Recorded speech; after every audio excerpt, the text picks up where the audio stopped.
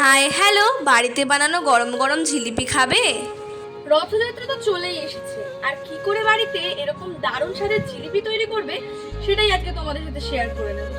জিলিপি বানানোর জন্য প্রথমেই নিয়ে নেব 1 কাপ পরিমাণ ময়দা, হাফ কাপ পরিমাণ কিন্তু এখানে দিয়ে দিচ্ছি চালের গুঁড়ো।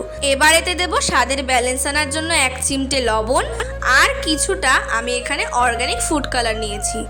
এবার সমস্ত কিছুকে ভালোভাবে মিশিয়ে নিতে হবে, আর এর মধ্যে কিন্তু দিয়ে দিতে হবে পুরোপুরি 1 কাপ মতো জল। সেটাকে ভালো করে মিশিয়ে নেওয়ার পর এতে আমরা দিয়ে দিচ্ছি 2 চামচ মতো টক দই। এবার এটাকে কিন্তু আমরা ঢেকে রাখবো। চলুন এটা রেস্টে থাকুক। এবার আমরা জিলিপির জন্য তৈরি করে নিই শিরাটা। 1 কাপ চিনি দিয়েছি আর তাতে দিয়েছি হাফ কাপ জল।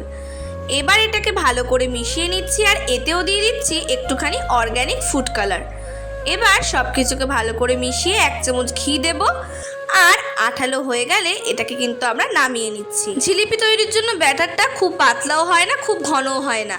এবার এই ব্যাটারের মধ্যে দিয়ে দেব 1 চামচ মতো বেকিং পাউডার, হাফ চামচ বেকিং সোডা, কিছুটা দিয়ে দিচ্ছি ভিনিগার। এবার আবার ভালো করে মিশিয়ে নেব। এবার আসি জিলিপিগুলো গড়ার পালায়। নিয়ে নিয়েছি কিন্তু একটা তেলের প্যাকেট। এটার মধ্যে জিলিপির ব্যাটারটা পুড়ে গার্ডার দিয়ে আটকে দেব। আর তোমরা যেরকম শেপ পারবে সেরকমই দেবে, আমরা তো কোনো প্রফেশনাল নই। তবে আজকে কিন্তু জিলিপির শেপগুলো সব মাই করেছিল, যেটা দেখতে কিন্তু একদম দোকানের মতো হয়েছে। প্রথমবার যখন দিয়েছিল অতটা ভালো হয়নি, কিন্তু পরের বার থেকে করতে করতে কিন্তু শেপগুলো বেশ ভালো হয়ে গেছিল।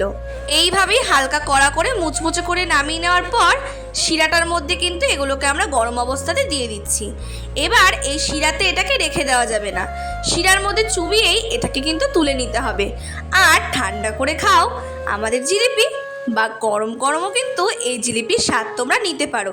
তাহলে রথ দেখা আর জিলিপি বেচা দুটোই হবে তো। ভিডিওটা ভালো লাগলে চ্যানেলটা সাবস্ক্রাইব করে দিও। আজকের জন্য এটুকুই, বাই।